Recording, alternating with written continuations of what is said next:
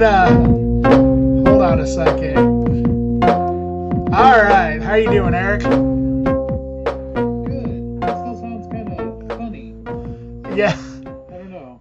Yeah, this kind of does, like, have a, this method of doing this does have kind of a funny sound to it, for sure. Okay. I wonder if it would make any difference to maybe start doing Zoom or something. I don't know. It could be just the mic I'm using, too. Just because I'm using the mic on my webcam. Right. Because I can't get the other mic to work. I see. For some reason. It could be because it's more of a, it's a Shure, like 59 or something like that. Yeah. So I don't know if it's, maybe that's not really meant to be for this kind of recording. Because I always see, like, all the podcasters that I see, like, pictures of, they always have, like, the snowball mics and, like, different mics than that. So I just figured... Like a big condenser mic or something? Yeah, like a big condenser mic. I just figured this is good enough for now. If anything, it's lo-fi podcasting. Right. There we go. So, we can... Yeah, it's... I'll get used to it. When I talk, it kind of echoes.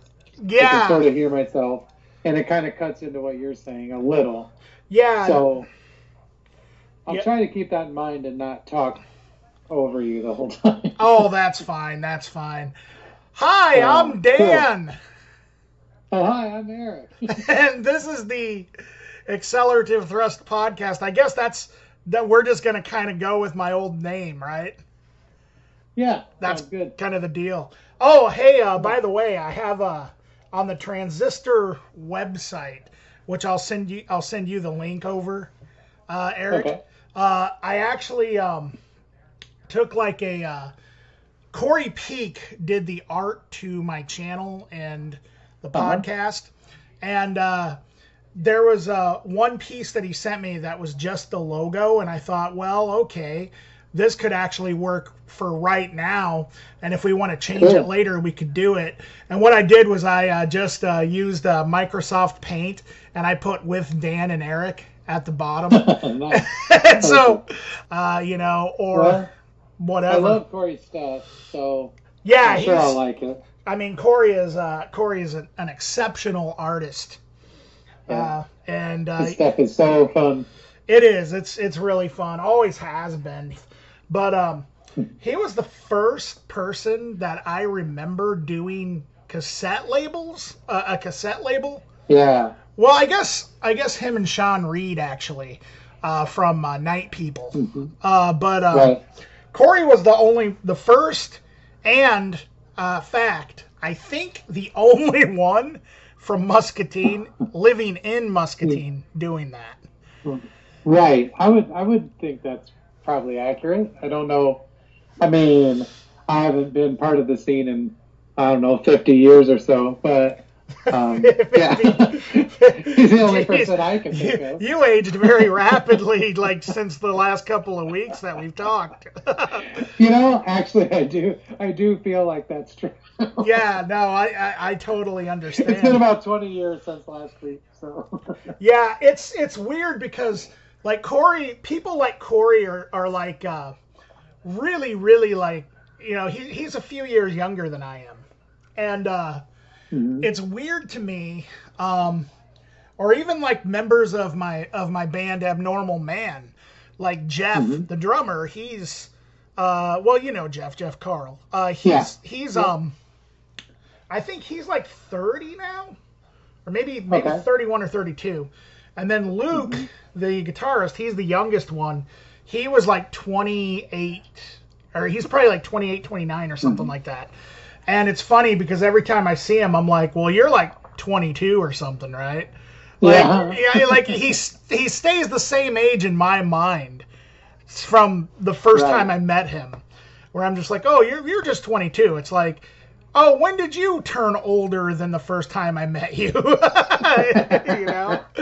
It's weird how that happened. It is. It's. But no, I mean, literally everyone that I know from Muscatine is a kid to me still. Sure. So I don't know, including you. I mean, I still think of you as like super young compared to me, which is accurate. Yeah. Also, well, I mean, I don't think about you like aging along with me. If that makes any sense. Sure. Yeah. No, totally. Yeah. Well, yeah, I guess that would be the same because the age gap between me and you, it would be about the same as like the age gap between like me and Jeff. Gotcha. Or me and Cory. You know, yeah, actually that totally makes 100% sense. So anyway, for all of you people out there that are listening, just to clear things up, Erik is now my co-host. And so the name of the, and I probably should have clarified that on the Milk Sprite episode,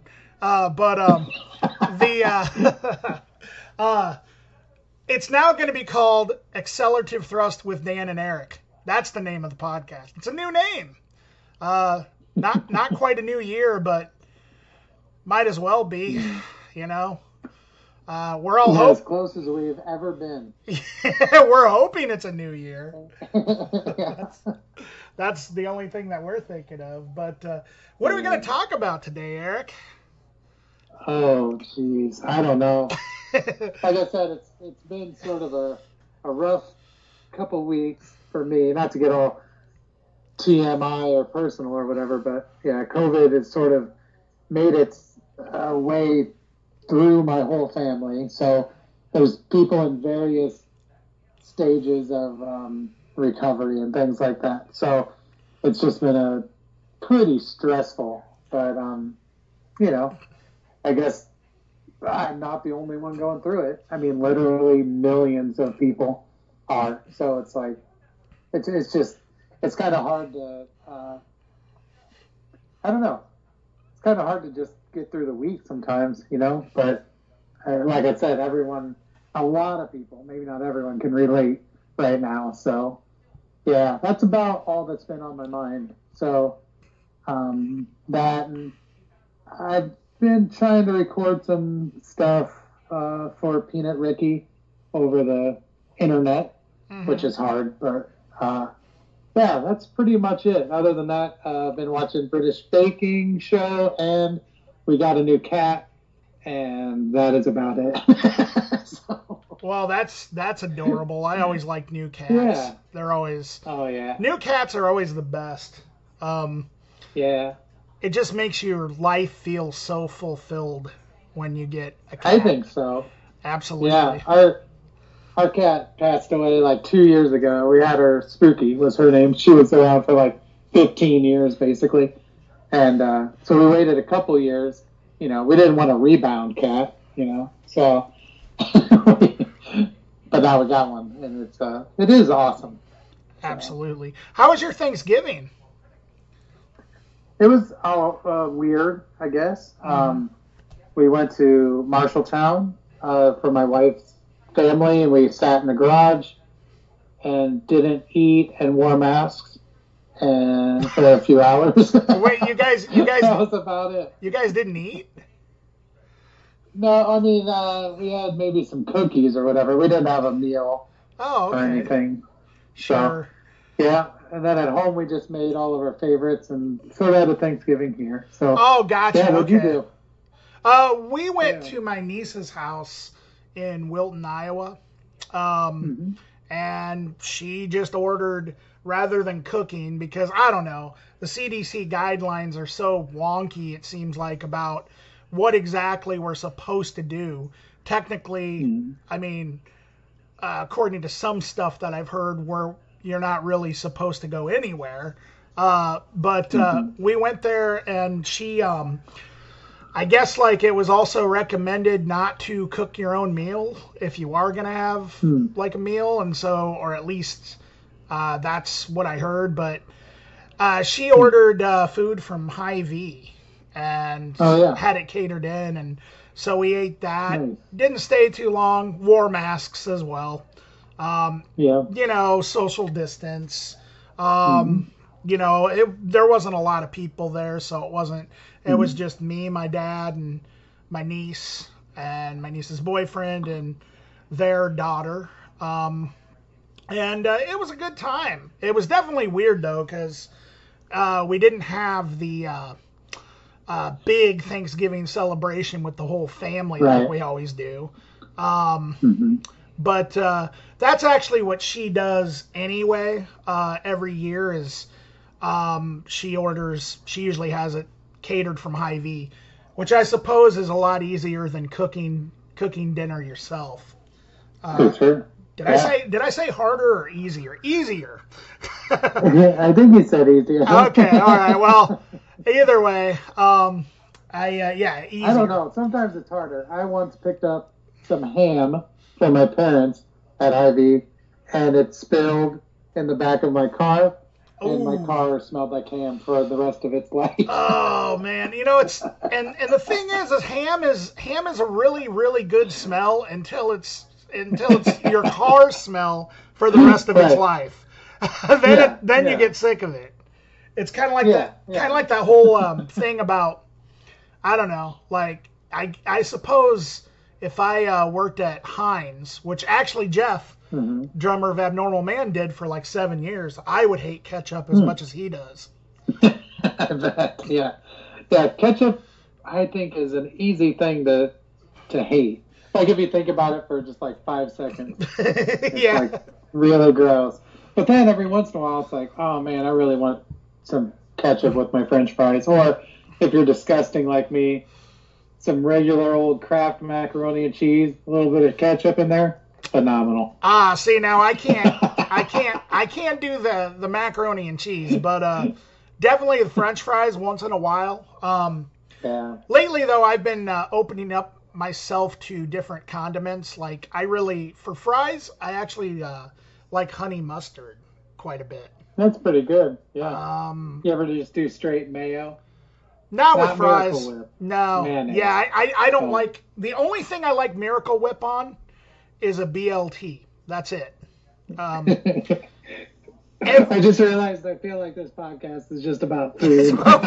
Well, this last time it was about milk Which is Sprite. okay. I food, I love food. Last time it was about drinks. Like milk Sprite. Which, by the way, I feel like milk Sprite could be classified as sort of a food.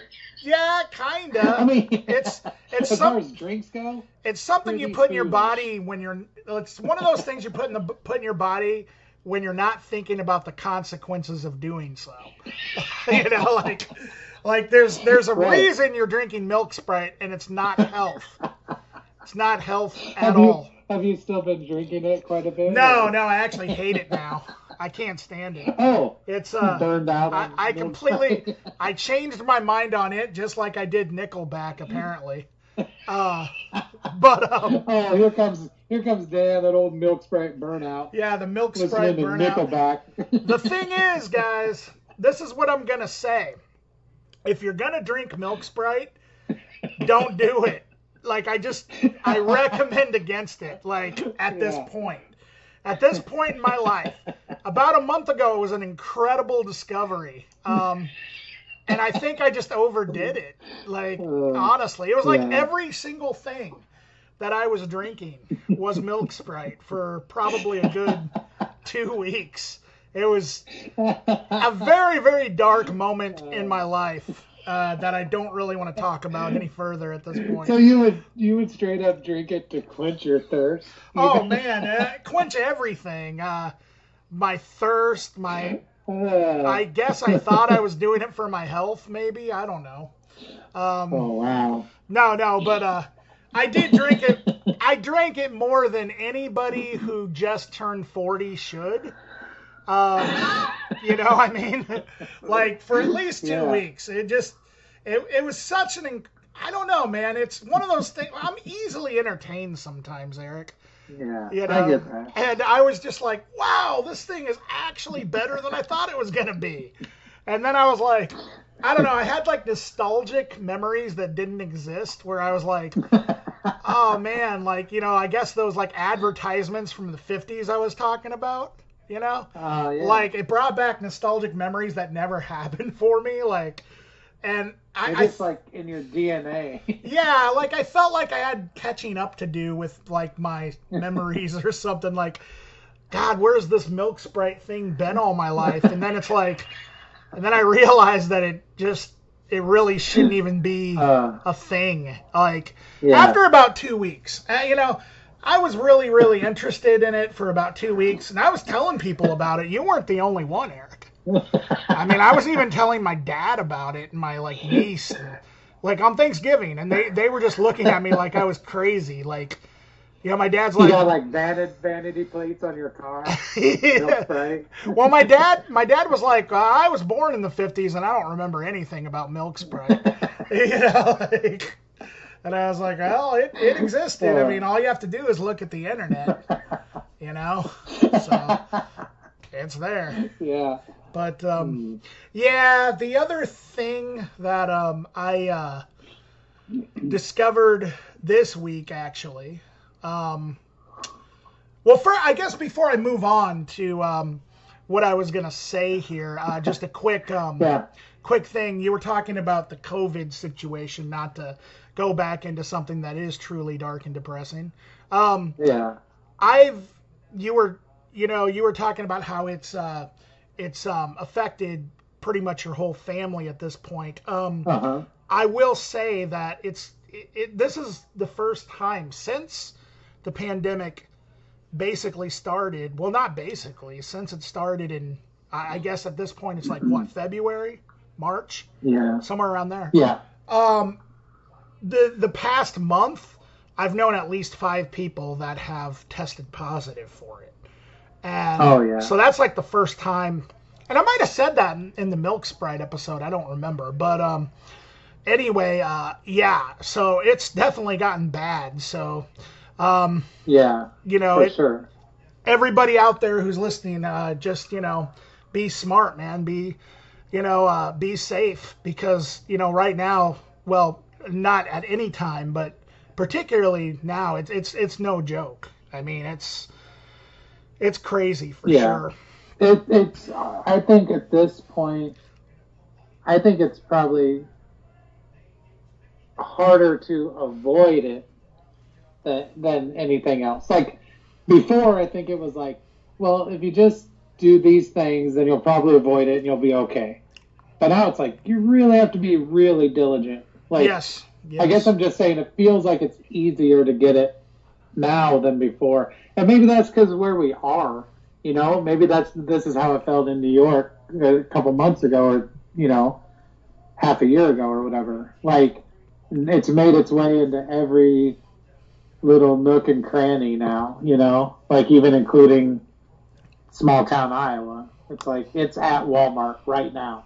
Yes. I guarantee it. Yes. Like, don't go there. Because someone else there has it. I know it for a fact. So, and it didn't used to be that way. It's like it didn't feel so prevalent, Yeah, well, and I mean the other thing is that I know that like with Muscatine, anyway, I'm sure it's a different story in Iowa City where you're at, but in Muscatine, basically in May, when the governor just said, open back up, Muscatine just literally went back to just acting like nothing ever happened, like for 2 months. I mean, it was like, you go to Muscatine, it was literally like nobody's wearing a mask except for at the one store that required it, which was Menards. And then all these places had, all the restaurants opened back up. People were, going in without masks. Even I got a little careless. I mean, it's easy to, like, you know what I mean? Yeah. When you're kind of seeing everybody else out and about, and our numbers were actually really good over the summer. I can't explain it, but like for a good week, we actually had 0 cases and 0 deaths. Wow. Like in like July.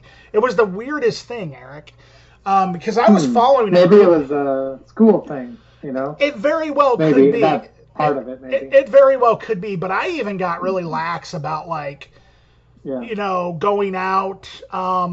I had a mask with me, and if I go into a store now, I always make sure to put one on. At the time, that was the only time that I would really wear a mask. I have to admit that.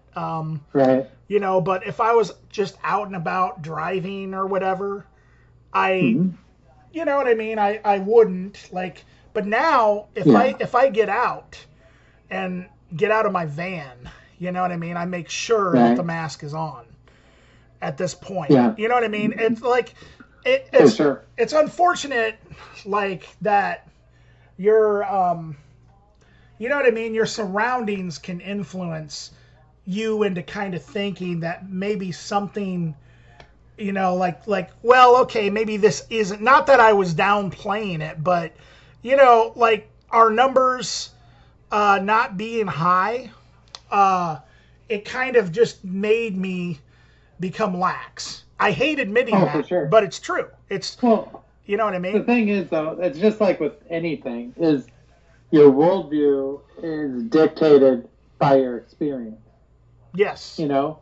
And so it's like when you grow up in a pretty racist town, like, so, you know, like some people we know, and then you go somewhere else, you leave the town for a little bit, you meet new people, you meet people from other races, and all of a sudden you're like, oh, maybe that's not the way it is.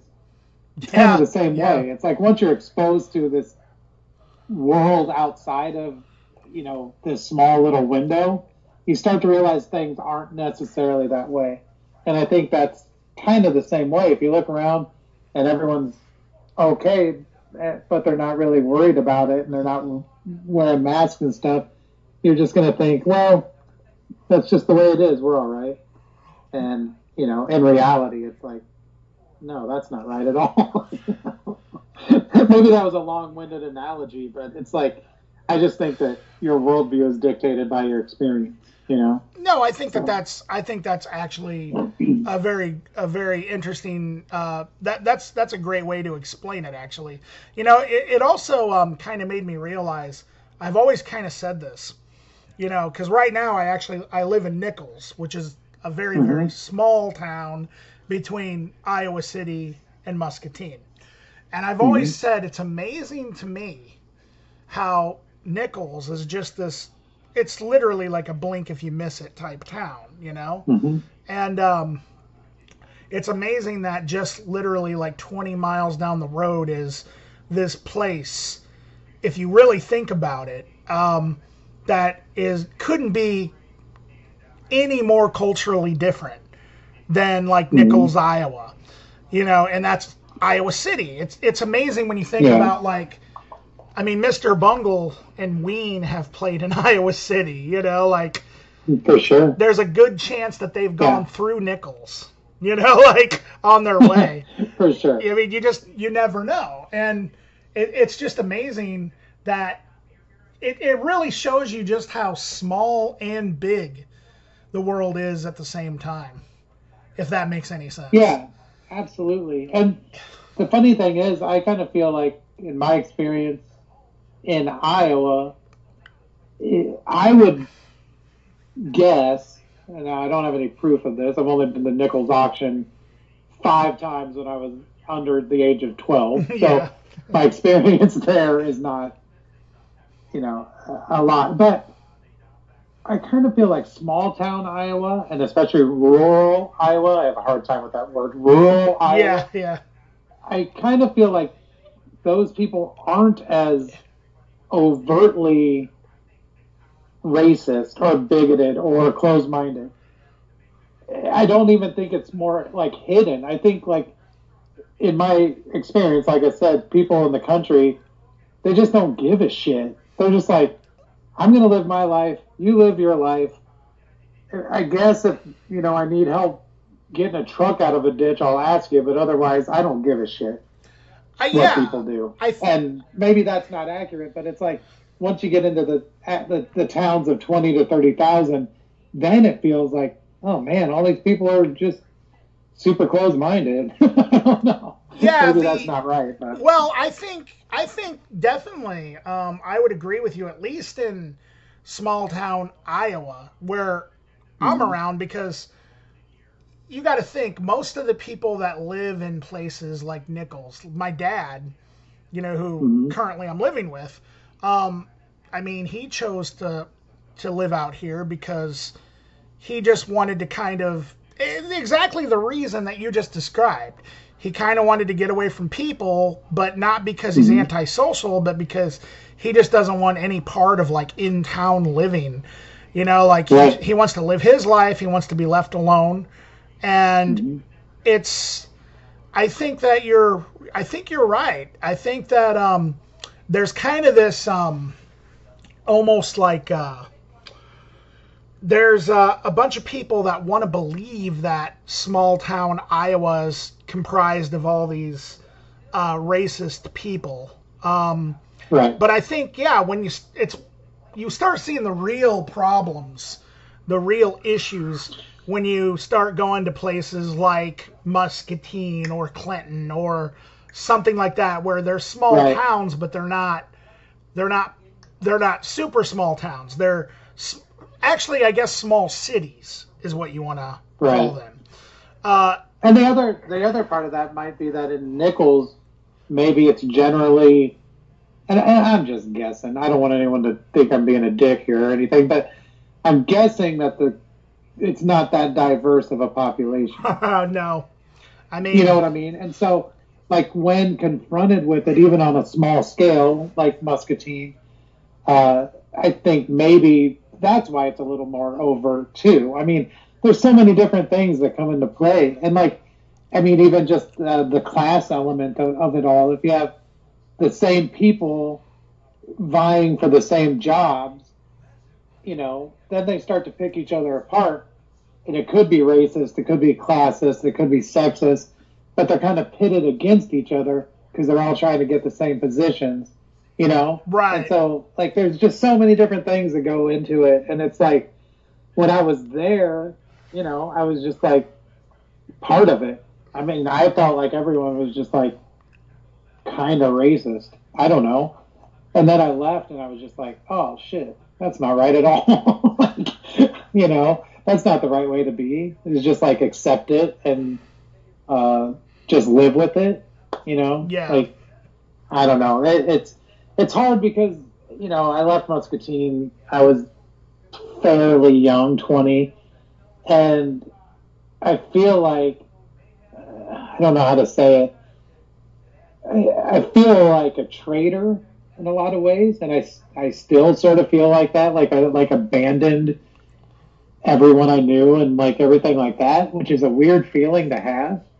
But at the same time, at a certain point, I was just like, I don't think this is the right place for me anymore, and so I jetted. You know what I mean? It wasn't like I hate Muscatine or I think I'm smart or cool, so I live in Iowa City. Because it kind of has that feel to it. I think Iowa City to a lot of people is like, oh, geez, big eye roll. And it's like, well, I think I just fit in better. I don't know. It's not that I think I'm cool or anything. It's just, sometimes you feel like you fit in better somewhere else. Well, So, I think you're cool, Eric.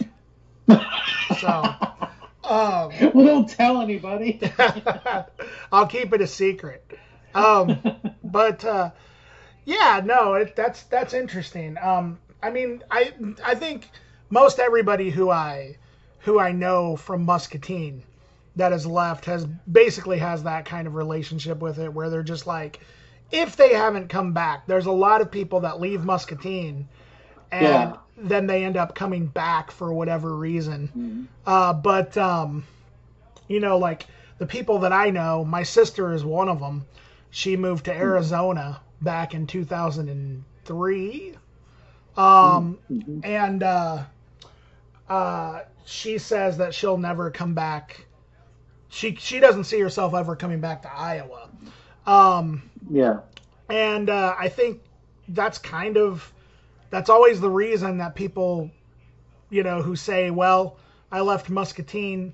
That's a common reason, I think. They just kind of decided that Muscatine just wasn't right for them for whatever reason. It's not a good or a bad thing. Yeah. It's just, it's what it is. But then you got people like me who I've kind of come and gone. You know, I lived in Cedar Rapids for a while, which I don't recommend to anybody.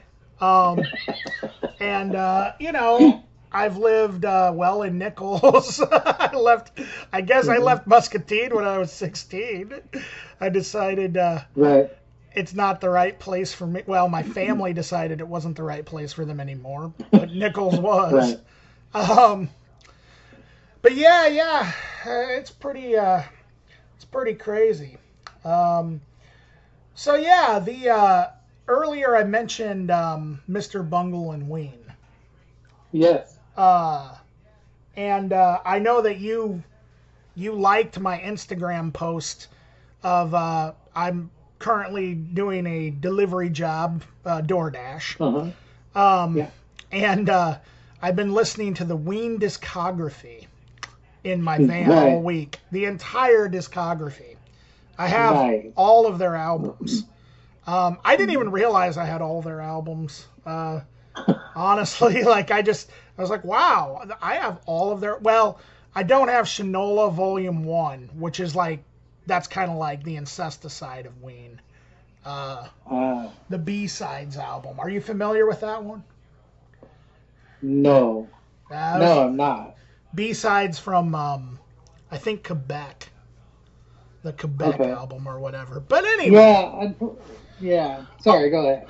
Oh, no. I was just going to say, I came to the conclusion that Ween is the best band that's ever existed. Anyway, what were you going to say?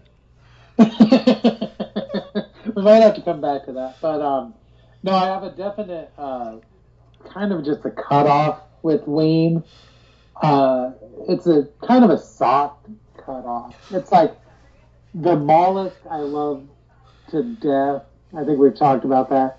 And then I think White Pepper was next, if I'm not mistaken. Yes. Yep, White Pepper. And I listened to that probably, a dozen times. Yeah. And then I think it was Quebec after that. Is that right? Yep, that is correct. And so I probably only heard that maybe 2 or 3 times. Okay. And so pretty much anything after that, definitely I haven't heard. And those I'm not very familiar with either. Okay, so... But, they might be the best band in the world. I mean, you might be right on that. Well, but the thing is, though, is next week I could be listening to another band's whole discography, and I'll say the same thing about that band. Nickelback, probably. Yeah, Well, I've already listened to Nickelback's discography. Actually, all those Ween CDs were Nickelback CDs in disguise. I fooled you. They're like contraband. Yeah. In Ween covers. Because I don't want people to know how much I am into Nickelback, So I just cover them with Ween. They look in your car and they're like, oh, this dude's cool. Yeah. Literally, no. Wait a minute. How do I know that that's not a bunch of Ween album covers wrapped around Nickelback CDs? It's like, you're not fooling anyone. Yeah. But yes. There's one song by Ween, though, that made me, and this is going to sound either really, really smart or really, really stupid. I haven't decided yet, but I'm going to let you be the judge of that one, Eric. Okay. One song led me to believe such a statement that Ween. Okay. Well, I guess they were, because I don't know if Ween even exists. Ween doesn't really exist anymore, I don't think. I don't know. I mean, the one guy just like up and quit one day. Yeah. But then I heard that they got back together after that. Yeah, well, they got to do some shows. They did some shows, but they haven't put out anything new since La Cucaracha, which was the album that followed up Quebec. Right. I mean, they put out some live albums, but one song in this band's entire discography led me to believe this. And it is "Don't Get Too Close to My Fantasy" off Pure Guava. That song is sick as fuck. It is. It really is amazing. I was just like, when I was listening to that, I was like, there is no other band that could reach this level of just holiness musically. Like, no other band could do that. Like, and it's so stupid too. I mean, it's like is. Is that one on Pure Guava? That's Pure Guava, yes. Yeah, and so I would say, in my opinion, that might be the record where they started trying a little bit. I would say so. I would say like Satan has some moments. It's funny to put it that way because you're talking about the same album that has "Hey Fat Boy Asshole" on it. And it's like, yeah, and sure. Also has "Loving You Through It All," which is a beautiful acoustic song. It's a great song. But I love the way that they just purposely mess up the dueling vocal tracks.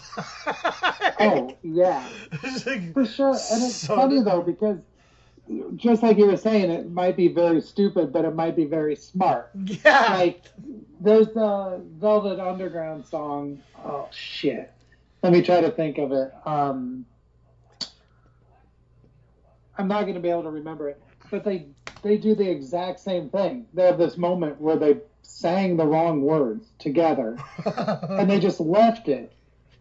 But it's like really cool because you feel like they must have felt something was so good about that take that they decided it worked, or that they needed to keep it, or they didn't care and they were just like, we're just getting this idea out there. It doesn't have to be the Beatles. Like, we're not trying to be the Beatles. Right. Or whatever.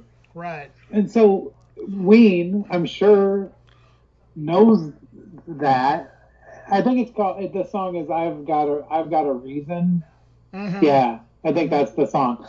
And I'm sure that they're familiar with that song. So it could be a reference. Chances are they're just loaded and they screwed up singing the part and left it. Yeah. Like, I think that's why Ween works, is because there's this dichotomy of stupid and really smart. Yeah. And they're totally self-aware of it, you know? And they could be novel. They could just be straight novelty music. Like, I don't know, like They Might Be Giants. I hate saying they're just novelty, but, I mean, come on.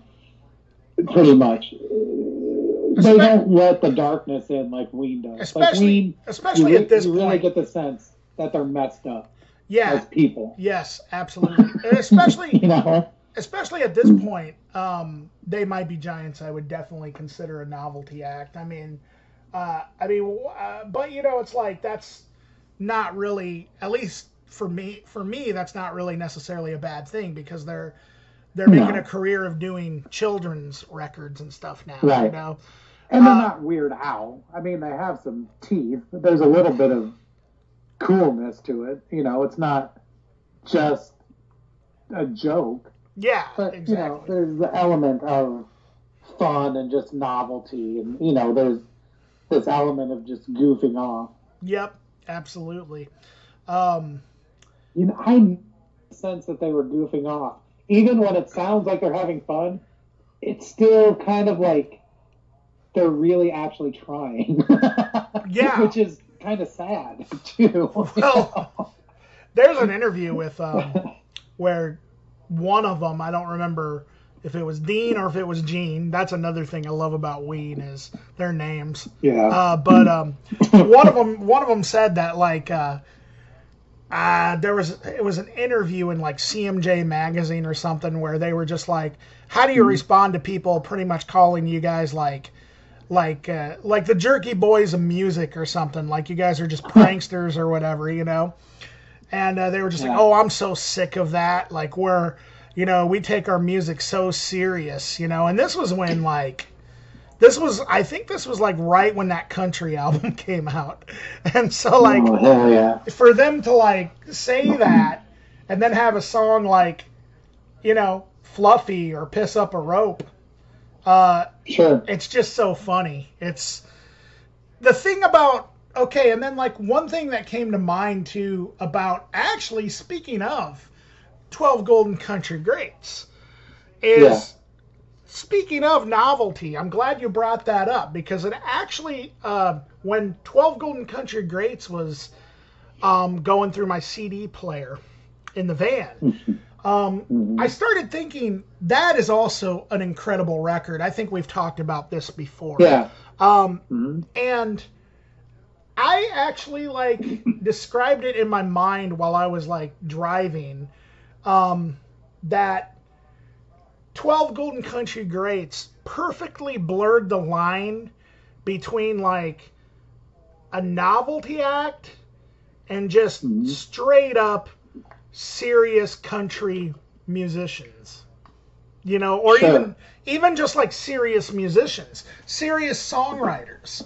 Right. You can't really say that 12 Golden Country Greats is just a novelty record because the songs are just too good to be that.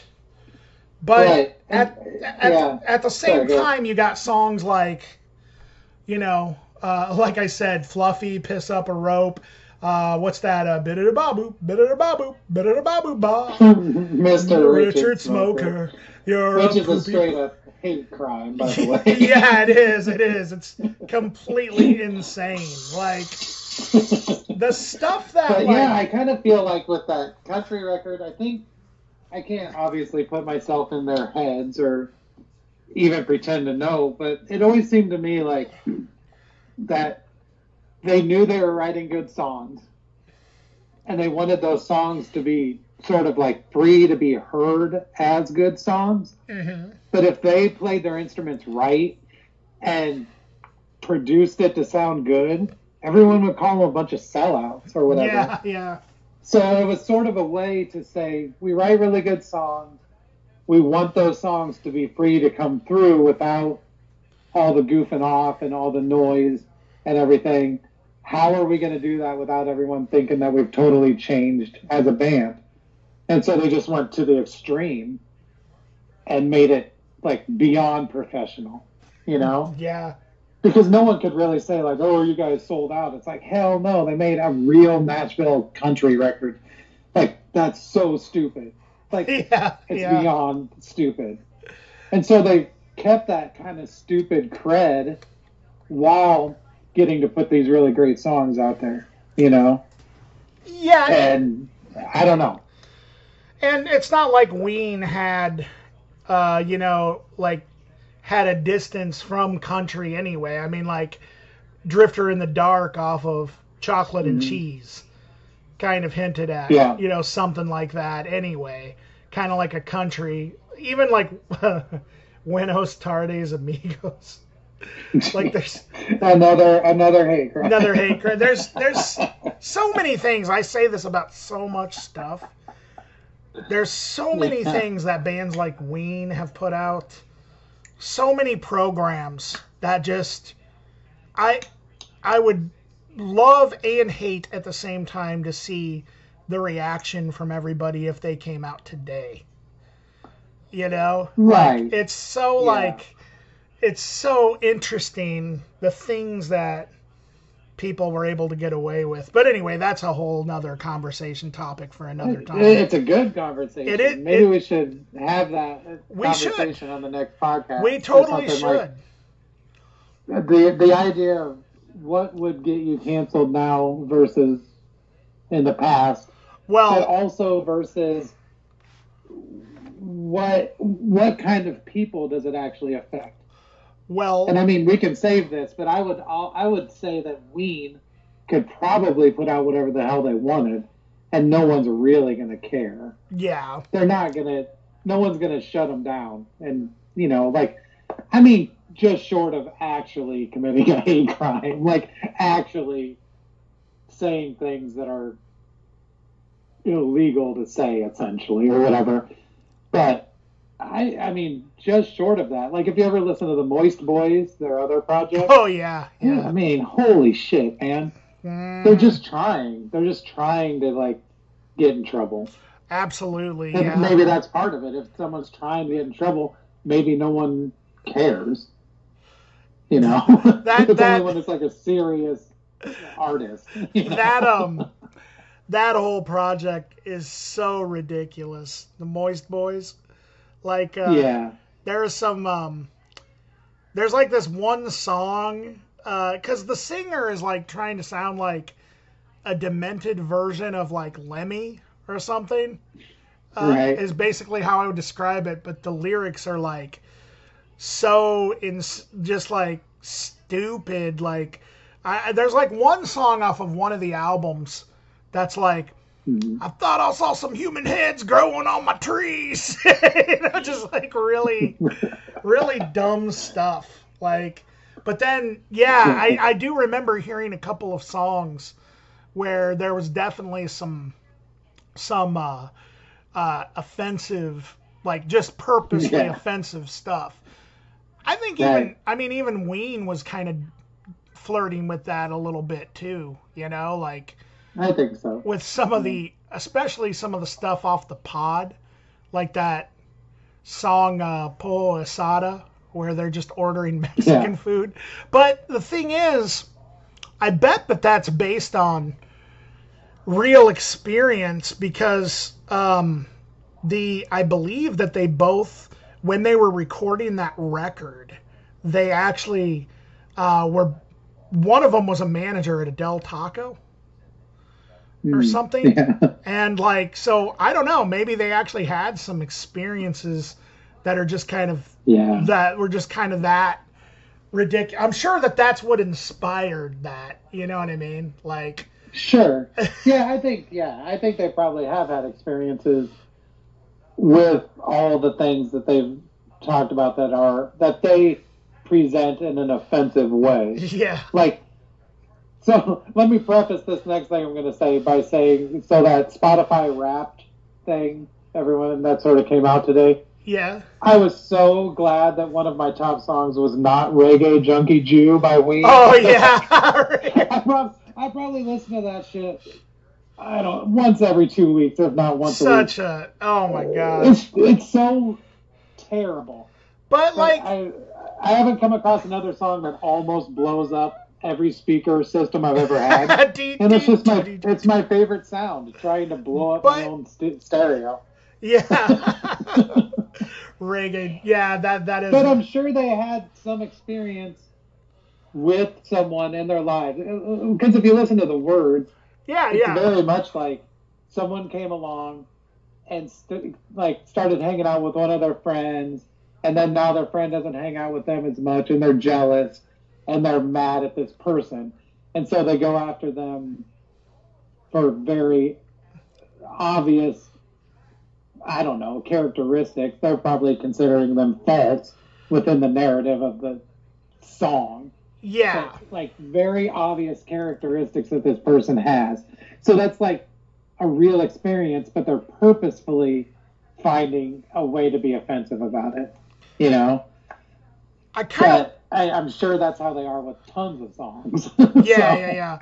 I kind of wonder if that song may be about like just like a white person who, was just acting like they're, like a Rastafarian or something. You know what I mean? Sure. Well, and that's the thing in like the 90s or whenever that came out. I mean, that was some pretty prevalent shit, you know, that you would have someone in your life that had dreadlocks and was trying to act Rastafarian even though they're white and blah, blah, blah. You know, right. And even, I don't know. So I'm sure that a lot of it's based in reality, but it is still purposefully offensive. Absolutely. Like a lot of their stuff. You fucked up! You know? Like just opening up a record with that is just the most insane thing that I can think of, you know? Like it's so good. Yeah, it is. It's just strap on that jammy. That's another thing. That band has like the best opening tracks ever. I mean, like, at least in my opinion. What's chocolate and cheese, though. Is it Voodoo? No, Lady? no. The opening track is "Take Me Away." Oh, you know, I used to hate that song, but it's super fun.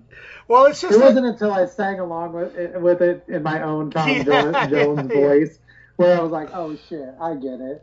Well, I get why this was so fun. To me, like it just sounds like a really bad karaoke song or something, you know, like or just something being played at like some bar. You know, like some really bad bar band that you just walk into. Oh, I have closed the bar to that song, singing that song more times than I want to admit. Yeah. Oh, yeah, that's... Yeah. It's crazy. But then also, like, that cover of Dancing in the Show Tonight on the Mollusk. Yeah, that is... I mean, man, to me, that's good. Such a... And then I'm Holding You. I love the lyrics to that, because it's like... Mm-hmm. Most of it's serious, you know, like... Or serious... As serious as like as serious as an old country western song, you know, like I'm climbing the walls to where good and evil make amends. Like that really sounds like something that you. I think the phone's cutting out. What? Hello? Yeah, can you hear me? Oh, it's like sonar. Can you hear me now, Eric? Hello? Yeah, can you hear me? Hello? Well, I can't hear you. Oh, weird. You probably really don't want to hear that anyway. So for all of you, out there who, you know, you're kind of trying to figure out this time lapse, because I'm just gonna leave it. I'm not gonna edit. I'm just too lazy. Like I said, this is lo-fi podcasting. We just had an incident where Eric couldn't hear me, so. I guess we kind of figured out maybe it's your earpods that you were using. Yeah, like maybe that's they kind of suck. I hate them. Sure, so but I won't do that again. But oh, that's fine. But that's so weird though. We've been talking for 52 minutes, and it just now happened. Like, what's going on? I don't know. But anyway, so for the we left off where I was singing anyway. That. Maybe that was just like, I don't know, maybe people were listening in and they were just like, you know what, this is where we just need to cut this shit off. This is really offending me. You know? People from the future affected by AirPods. Time travelers. Like, we can time travel and we got to decide what to use it for. It's got to be really important. Yeah. I think we should just kill this podcast. These two earthlings are talking about Ween. Quick, do something. Again, they're always talking about Ween. Yeah, all they're talking about. This guy actually has their whole discography. Yeah, we need to eliminate them all. That's going to be the true end. You know. Yeah, right. People who don't like the anti-Wieners. Oh wow! I think those are called Puritans. That totally did not come out the way that I intended, but I guess I'm not opposed to the way it did. That's pretty funny. Oh man. So in conclusion, Ween, you know, they're the best rock band that ever existed. Well, if they're rock, to me they're rock. Well, at least on a few songs. But yeah, I don't know.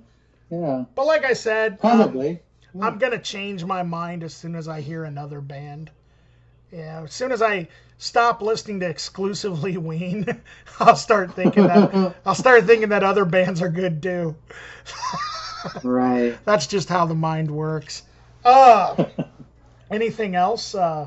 Anything else interesting that you can think of here, Eric? To talk about? Yeah. You know, I don't know. I wish I could remember what I listened to, but I don't. I don't know what I listened to. I listened to a lot of garbage, like not the band, like a lot of actual trash music. When you said garbage, that's exactly what I was like. That what's that? I mean, I'm only happy when it like rains. The Butch Vig remix of that House of Pain, Booyah Tribe song. Anyway, no, I'm just kidding. I don't know if that happened. That it should, if it didn't. No, the actual trash, unlistenable garbage music. That's what I listen to, and I don't know why. You did take on that Nickelback suggestion then. No. Oh, okay. I kind of wish I would have. I need some music that has like at least maybe a drum in it, or like, I don't know, any assemblage of melody, or I don't know, man. I just listen to a lot of nonsense anymore, it seems like. So. I guess I should probably clarify, because that episode that that was originally going to be the 4th episode that ended up not being, is where we actually like talked about the whole Nickelback thing. So no one knows what the hell we're talking about. Or was it? Well, I don't know. Was it? But then, like, okay, I'm trying to. No, I brought it up after that too. So. Yeah, but like, I don't think you brought it up on the Milk Sprite episode though. So like, nobody would like. There must have been like 2 episodes or something that. This is weird. Because I have a memory of like. Of me. Like, and I seriously forgot about the whole Nickelback thing. And I must have been doing it. I don't even know why. I don't even have proof, because I'm pretty sure that it's that episode, like, well, I might have actually put it on a flash drive. In fact, I'm sure that that's probably what happened. Well, maybe you'll just have to dig through it, even though the sound quality's terrible. But I have, maybe you could just excerpt that section. Well, I have like a memory of like, now that you brought it up, or since you brought it up, that on the unaired episode, I do have the memory of the of me saying that, and then like then you making fun of me for saying it, and then like, okay, so basically what I'm gonna do is I'm gonna clarify, because I don't remember if this was brought up on the Milk Spread episode or not, but if it is, I'm sorry, listeners. But basically, like, what happened is, apparently I recommended for some reason on an unaired episode that you guys should all check out the Nickelback discography. And I still don't know, like, what the... What happened was we were talking about, like, underrated things, or things that you should be willing to try, even though you've heard it's bad or something. And all you said was, I heard that Nickelback's some of Nickelback's songs that aren't the hits aren't that bad. That's all it was. It was a statement, like, so little. You weren't even standing by it. But wait a minute, though. Like, and then I decided to be a jerk about it. So you jerk. Like, yeah, you weren't really promoting it. Okay, all right, because I started to actually get worried for my life for a second there. With that being said, though, I probably will keep making fun. That's okay. We can keep making references to it on every episode now. Maybe and Milk Sprite. Maybe we should. Yeah, Milk Sprite, definitely. I actually considered thinking. I was actually gonna ask you about maybe changing the name of the podcast to Milk Sprite. Sprite Podcast. As long as we don't use the Sprite kind of like logo or font, I think we'll be okay. Well, Sprite is a word that exists outside of that. Well, it's not like we're calling it Pepsi. But Milk Pepsi. Sprite is a real thing. So, you know, I mean, I don't think it's a real thing. It's like a fairy, sort of. Milk Coke. That's a whole different kind of thing there. Milk Coke. It's the color white. Anyway, like, well, okay, but then I thought about it, like, I don't know, like, well, okay, do you know what accelerative thrust is? Like, do you have any idea, like, have you ever heard that term before? No, I assumed it had something to do with, like, airplanes or cars. You would think that, but I was really obsessed for a little while with that book, Future Shock by Alvin Toffler. Uh-huh. Are Yeah. you familiar with that one? Yeah. That I actually read it, like, I don't know, probably when I was like in my early 20s. And I don't know, for some reason I found it fascinating then.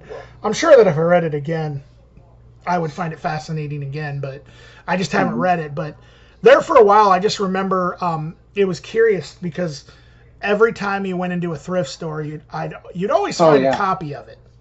And For sure. and I remember there were like different colors. Like I always liked the, you know, how there was a pink one, there was a blue one, and a white one. I started to collect them a little bit, you know. I since then have gotten rid of them. You know, I'm not sure what happened, but anyway, in that book, he talks about this thing called the Accelerativ Thrust, and it's actually spelled with an E at the end. And basically, what his description is, and I have a horrible memory, you know, like of I can't go into detail, but one part of it that stuck with me is that the Accelerativ Thrust is the rate of change in a culture. Oh. So the Accelerativ Thrust, I liked that term enough that I decided I was going to adopt it for the name of like everything that I did, like more stuff that I didn't do, but you know, like I was gonna start a record label called that. I did a zine, like one issue of a zine, which I'm not proud of. But I did one issue of a zine, and you know, like, and then I thought, well, when I started to do my YouTube channel, I was like, oh, I'll just call it Accelerativ Thrust. But then I decided I didn't really like it for the YouTube channel, but I liked it for the podcast. So anyway, that's what the Accelerativ Thrust is. Gotcha. And that's actually the first time that I've ever really clarified that. Like, nobody's like asked me, what does that mean? I guess they thought maybe I was just, that's another one of those Dan terms. He's just throwing letters together, you know, Accelerativ Thrust. I just thought it was some technical term for, you know, some kind of velocity in a vehicle or something. I don't know. That's what it sounds like, because, you know, you think of thrust, you know, like, but no, it's like the speed of change. And also I kind of thought that's interesting because the word culture's in it, in the definition. Culture, of course, anytime you're doing stuff like this, you're in one way or another contributing to culture, whether it's in a big way or a small way, you know. Yeah. And so I don't know. It's a term that's always stuck with me. But then, like, I changed the name of my YouTube channel to Dan the Ruler because that's like my performing name for now. I'll probably change that. I'm probably going to keep changing what I perform my, you know, music under, like my solo stuff. I kind of like the idea of not keeping one name every time. I don't know. Maybe that's a bad idea, but you know, sometimes it works for some people. Yeah. So that's probably what's going to happen there. But anyway, so yeah, just that way you're more familiar with what the concept behind Accelerativ Thrust is. You know. Well, we need to start changing some culture then. Yeah, dude. How are we going to do that? Maybe we should change it. What are we going to talk about? Maybe we should reach out to people. They've listened to maybe a few episodes and just see if they have ideas. Like, what have they enjoyed hearing us talk about? Like, Ween or food. That's pretty much the two things. Milk Sprite or the Ramones. Yeah, we do talk about the Ramones sometimes too. We so far we have. I have a feeling we're going to talk about other bands though, eventually. Yeah. You know what I think would be interesting is what's that? Maybe talking a little bit. I like the idea of talking about what would get canceled. I think we should do that next episode. Cool. For sure. But maybe we should also talk, because we talk a little bit about Muscatine and whatnot. Maybe we could do an episode where we talk a little bit about basically like our histories in the music scene. You know, like, Okay. because we kind of we both we come from different eras, but we also you know, like, I mean, I was going to a lot of the same shows you were going to, even though you know, we were definitely like different. There's a difference in age, but we could talk about the first time we met each other too, because I remember the first time I met you.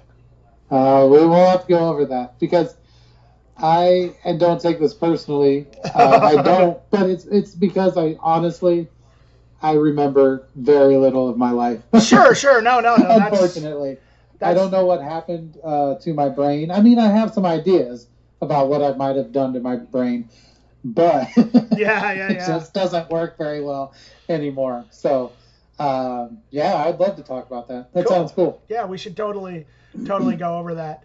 But yeah, I think that right now, though, let's see, it's already been about an hour and 6 minutes. I want to try and keep the episodes, you know, pretty much no longer than, like, I don't know, 70 minutes. You know what I mean? Sure.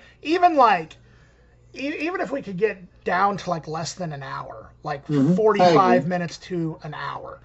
Yeah. So I think this will be the ending point for this episode.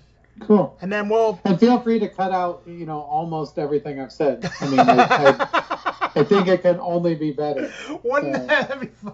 I mean, so, like the episode is just me talking, but like I'm responding. I'm responding to you. No, I listen to that. Like I'm responding to you. I'm like, yeah, Eric. Yeah, you know, like, but like I cut everything out that you say. Oh, I'd love to hear it. So the show's it would be so much better. The show's been called, the show's been changed to Accelerativ Thrust with Dan and Erik with a line crossed through Eric's name. Yeah. Dan and Erik.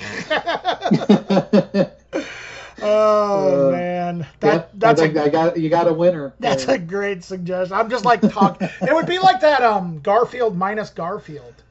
Exactly. Like, I actually love those too, where I do too. John's just talking to himself. Like, it's so much like smarter and more poignant and just poetic that way. Yeah, really. I don't know. I think we're on to something. So this will be like you just call me. I'll talk, knowing damn well that no one will ever hear what I say, and it'll be perfect. That sounds like a great plan. And with that all out of the way, I believe that we will see you guys next week.